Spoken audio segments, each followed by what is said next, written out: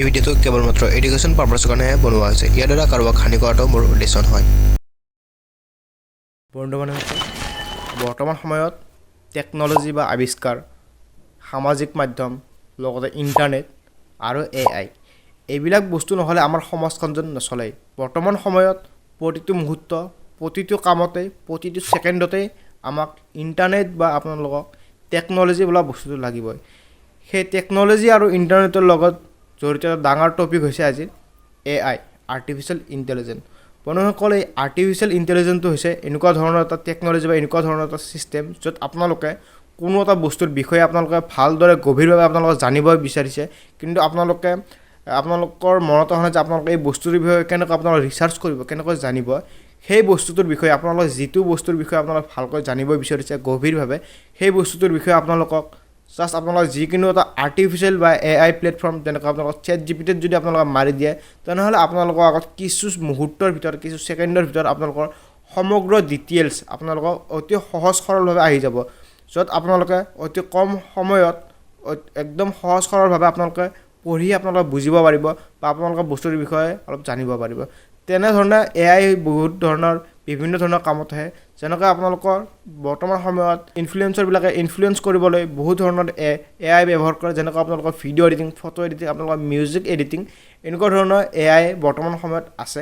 বহুতে ইয়াৰ পৰা ভাল ব্যৱহাৰ কৰি বৰ্তমান সময়ত বহুতো টকা ইনকাম কৰিছে, বহুতে নাম বনাই আছে। কিন্তু বৰ্তমান সময়ত সেই AI বোলা বস্তুটো যদি আপোনালোকে ভাল ব্যৱহাৰ কৰে, তেনেহ'লে আপোনালোকৰ বাবে বহুত ভাল কথা, আৰু যদি আপোনালোকে AI আপোনালোকে দুৰ্ব্যৱহাৰ কৰে, তেনেহ'লে আপোনালোকৰ বাবে বহুত বেয়া কথা। বন্ধুসকল, AI বৰ্তমান সময়ত এনেকুৱা এটা প্লেটফৰ্ম হৈ গৈছে বা এনেকুৱা ধৰণৰ এটা বস্তু বা এনেকুৱা ধৰণৰ এটা বিষয় হৈছে, য'ত আপোনালোকে যিকোনো বস্তু আপোনালোকে বনাব পাৰিব AIৰ জৰিয়তে, কিন্তু আপোনালোকে এনেকুৱা ধৰণৰ ডিপ ফেক হিচাপত আপোনালোকে বনাই দিব। আপোনালোকে চাইও আপোনালোকে পাৰ্থক্য আপোনালোকৰ অৰিজিনেল কোনটো আৰু আপোনালোকৰ ডুপ্লিকেট বস্তু কোনটো আপোনালোকে পাৰ্থক্য বিচাৰিব নোৱাৰিব। চ' বন্ধুসকল, আপোনালোকক প্ৰথমতে এটা সৰু এটা ভিডিঅ' ক্লিপ দেখাই লৈছোঁ। আপোনালোকক তাৰে পিছত আপোনালোকক কিছুমান কথা আপোনালোকৰ লগত শ্বেয়াৰ কৰিম।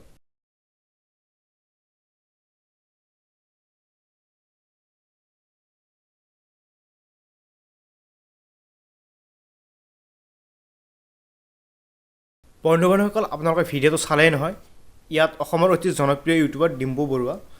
বন্ধুসকল, ইয়াত আচল ভিডিঅ' আৰু এইটো বনোৱা ভিডিঅ' বুলি আপোনালোকে পাৰ্থক্য কৰিবই নোৱাৰে, কাৰণ দেখাত একেবাৰে ছেইম। জাষ্ট আমি অনুমান লগাইছোঁ যে কেতিয়াও ছোৱালী মানুহৰ দাঢ়ি গোফ নাথাকে, সেয়েহে ইয়াত গম পালোঁ যে এই ভিডিঅ'টো AI থ্ৰুৰে বনোৱা।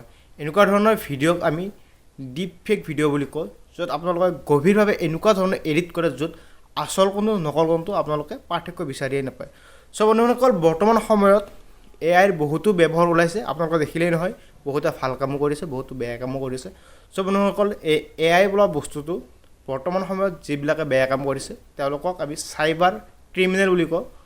চ' বন্ধুসকল, আপোনালোকৰ লগত যদি কেতিয়াবা এনেকুৱা হয়, আপোনালোকে স্ক্ৰীণত আহি থকা চাইবাৰ ছিকিউৰিটি হেল্পলাইন নম্বৰত আপোনালোকে এই নম্বৰটো আপোনালোকে কণ্টেক্ট কৰিব পাৰে, আৰু ইয়াৰ পৰা বচা একেবাৰে এটা সহজ সৰল উপায় আছে।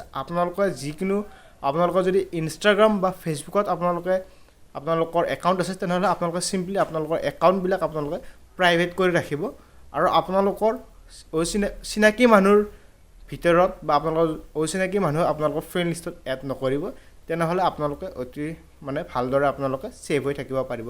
চ' বন্ধুসকল, আপোনালোকৰ লগত যদি এনেকুৱা কেতিয়াবা হয়, আপোনালোকে চিম্পলি এই নম্বৰটোত কণ্টেক্ট কৰিব পাৰে। আপোনালোকৰ সকলো ডিটেইলছ ইয়াত কৰি দিলে আপোনালোকৰ প্ৰব্লেমটো ছল্ভ হৈ যাব। চ' বন্ধুসকল, আশা কৰিছোঁ এই ভিডিঅ'টো আপোনালোকে বহু কিছু কথা বুজিলে AIৰ বিষয়ে। চ' বন্ধুসকল, আজিলৈ এইখিনি আছিল। যদি ভিডিঅ'টো চাই ভাল লাগিছে, লাইক কৰি চেনেলটো ছাবস্ক্ৰাইব কৰি ভাল চাই কমেণ্ট কৰি দিব, আৰু আপোনালোকক আকৌ এবাৰ লগ পাম অন্য এটা ভিডিঅ'ৰ মাজলৈ।